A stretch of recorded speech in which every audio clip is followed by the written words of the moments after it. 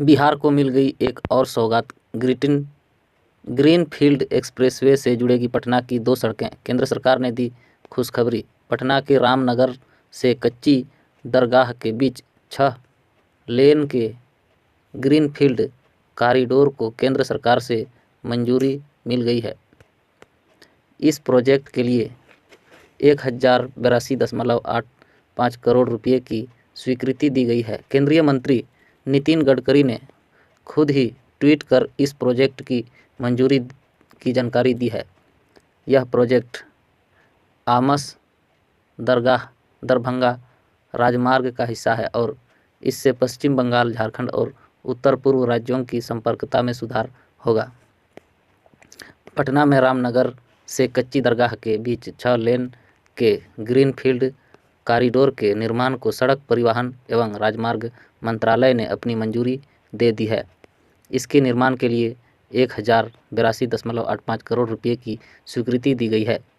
केंद्रीय सड़क परिवहन एवं राजमार्ग मंत्री नितिन गडकरी ने खुद ही ट्वीट कर इस प्रोजेक्ट की मंजूरी के बारे में जानकारी दी गई है। रामनगर से कच्ची दरगाह 6 lane greenfield corridor Amas Darbhanga राजमार्ग के हिस्से के रूप में है। आमस दरभंगा परियोजना 2 आर्थिक कॉरिडोर राष्ट्रीय उच्च मार्ग NH-19 और NH-57 के बीच सीधी संपर्कता प्रदान करेगी। इससे पश्चिम बंगाल, झारखंड, उत्तर पूर्व राज्यों की संपर्कता में भी सुधार होगा। नितिन गडकरी ने अपने एक्स हैंडल पर लिखा कि इस प्रोजेक्ट से देश के पूर्वी हिस्से में लंबे मार्ग के यातायात और माल ढुलाई में सुधार करने में भी मदद मिलेगी। एनडीए को ही ताकत दिखाएंगे केंद्रीय मंत्री जीतन राम मांझी। विधानसभा चुनाव के लिए कह दी बड़ी बात। जहानाबाद के गांधी मैदान में केंद्रीय मंत्री जीतन राम मांझी ने मुसहर भैया सम्मेलन आयोजित किया।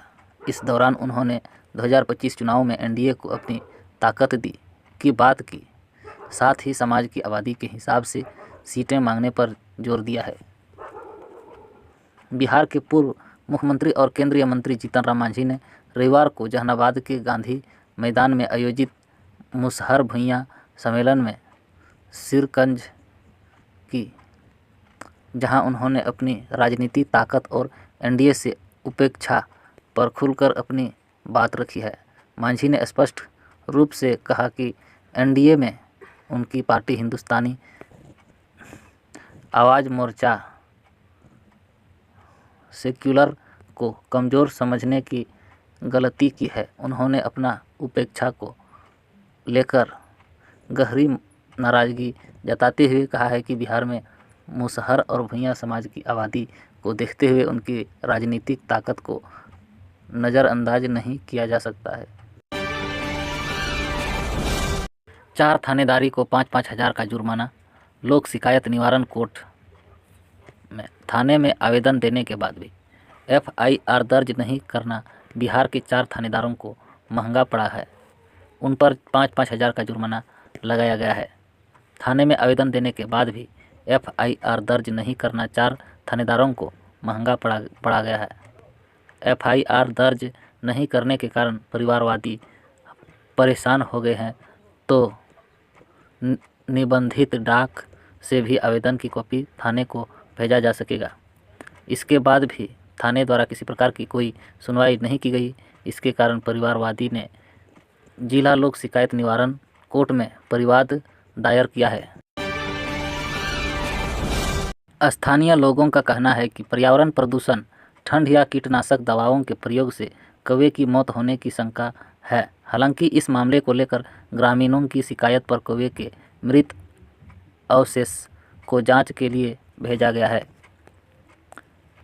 बिहार की राजधानी पटना से सटे बाढ़ के रहीमानपुर और आसपास के गांवों में 3 दिनों से लगातार कौवे की मौत हो रही है।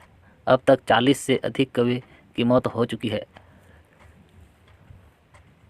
इसकी बड़ी संख्या में अचानक हो रही कौवे की मौत से ग्रामीणों में हड़कंप मच गया है। अनहोनी की आशंका से ग्रामीण सहमे हुए हैं। अचानक हो रही कौवे की मौत की पुष्टि करते हुए पटना जिले के पशुपालन पदाधिकारी ने कहा है कि इसकी जांच की जा रही है। बाढ़ में 25 कौवे की मौत हो गई है, जिसे हम लोगों ने सुरक्षित रखा है। इसके सैंपल को जांच के लिए भेजा जाएगा, तभी मौत का कारण पता चल पाएगा। बिहार के लिए बुलेटिन ट्रेन का रूट जारी। भोजपुर के इन 38 गांवों से गुजरेगी। मुआवजे को लेकर आया बड़ा update. Delhi Howrah via Varanasi Bhojpur Patna bullet train परियोजना 2047 तक विकसित भारत के सपने को साकार करेगी। एरियल सर्वे पूरा हो गया है और रूट में पड़ने वाले गांवों का सर्वेक्षण शुरू हुआ है। बुलेट ट्रेन भोजपुर जिले के 38 गांवों से होकर गुजरेगी। मुख्य रूप से बक्सर, पटना और गया में स्टेशन बनेंगे। बुलेट ट्रेन की रफ्तार 350 किलोमीटर प्रति घंटा होगी। दिल्ली से Howrah via Varanasi Bhojpur Patna bullet train परियोजना का काम तेजी से आगे बढ़ रहा है। इस हफ्ते सामाजिक और आर्थिक सर्वेक्षण शुरू हो गया है। यह सर्वे उन गांवों में हो रहा है जहां से बुलेट ट्रेन गुजरेगी। हवाई सर्वेक्षण पूरा होने के बाद अब जमीनी स्तर पर काम शुरू हो गया है। कार्य एजेंसी गाँव के में जाकर लोगों से बात कर रही है, परियोजना की जानकारी दे रही है और उनकी सहमति ले रही है। भोजपुर जिले के बकरी और जलपुरा गांव से बुलेट ट्रेन गुजरेगी। पहले चरण में बक्सर, पटना और गया में स्टेशन बनेंगे। दूसरे चरण में उदयनगर और जहानाबाद में स्टेशन बनेंगे। बिहार में फिर जहरीली शराब कांड। पश्चिम चंपारण में 6 लोगों की मौत से मचा हड़कंप। पश्चिमी चंपारण जिले के लोरिया में 6 लोगों की संदिग्ध हालात में मौत हो गई है। इनकी जहरीली शराब से जान जाने की आशंका जताई जा रही है। बिहार में एक बार फिर जहरीली शराब कांड सामने आया है। पश्चिम चंपारण जिले के लोरिया में बीते 2 दिनों के भीतर 6 लोगों की मौत होने से हड़कंप मच गया है। जहरीली शराब के सेवन के बाद इनकी मौत होने की आशंका जताई जा रही है। मरने वाले सभी लोग एक ही गांव मठिया के बताए जा रहे हैं। इस घटना के बाद अधिकारियों में हड़कंप मच गया है। हालांकि प्रशासन ने जहरीली शराब से मौत होने की पुष्टि नहीं की है। बांग्लादेश की अकड़ ढीली कर देगा भारत। पसीना चुहाने की तैयारी में बिहार। जानिए किस प्लान पर हो रहा काम। बांग्लादेश लगातार हिंदुओं पर अत्याचार कर रहा है और इसके साथ ही वह भारत को अकड़ भी दिखा रहा है। बॉर्डर पर बीएसएफ जवानों के साथ झड़पों की भी खबरें आने लगी है। लेकिन अब बांग्लादेश की अकड़ ढीली करने के लिए बिहार ने कमर कस ली है और बांग्लादेश नागरिकों का पसीना निकालने का जुगाड़ भी कर लिया है।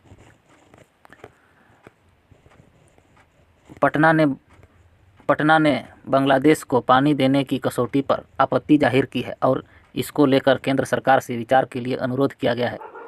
बिहार का मानना कहना यह है कि इस मामले में उन सभी राज्यों की हिस्सेदारी तय होना चाहिए जहां से गंगा बहती है। बता दें कि बांग्लादेश को गंगा नदी से मिलने वाले पानी का अधिकतर भाग की आपूर्ति बिहार के हिस्से से होती है और इस कारण बिहार में ही जल संकट की स्थिति आ जाती है। अब बिहार सरकार में इस ओर ध्यान दिया है और जल संसाधन मंत्री ने कहा है कि इसको लेकर केंद्र सरकार से अनुरोध किया गया है। बिहार के किसानों की बल्ले बल्ले बढ़ गया गेहूं का समर्थन मूल्य। अब इतने में होगी खरीदारी। मोदी सरकार के ऐलान से बिहार के किसानों की भी बल्ले बल्ले हो गई है। दरअसल विपक्षगण वर्ष 2025-26 के लिए गेहूं के समर्थन मूल्य में 150 रुपये की वृद्धि की गई है, जिससे किसानों को प्रति क्विंटल गेहूं 2425 रुपये का भुगतान किया जाएगा। यह जानकारी भारतीय खाद्य निगम FCI के सहायक महाप्रबंधक सुनील कुमार ने किसानों के साथ बैठक में दी।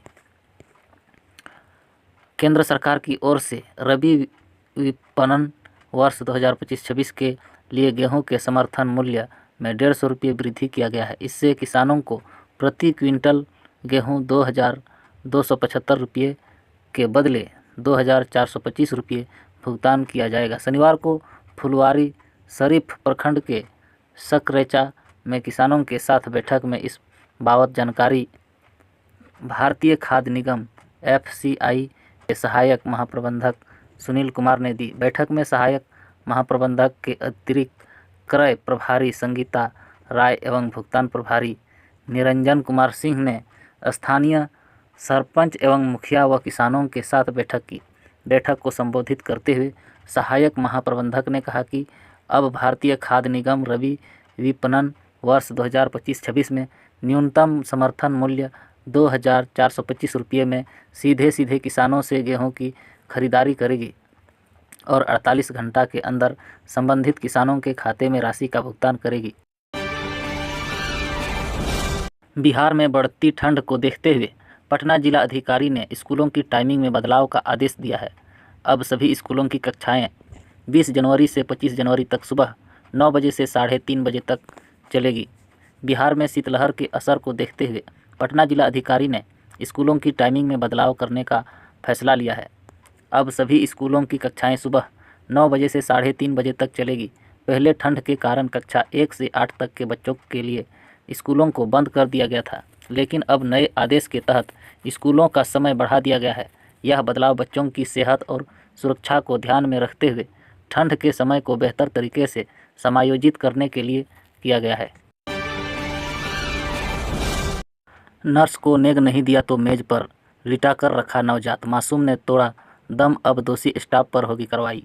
बिहार में प्रसव के बाद ड्यूटी कर रहे नर्स ने 2,000 की मांग की थी, जिसको पीड़ित ने देने में असमर्थता जताई।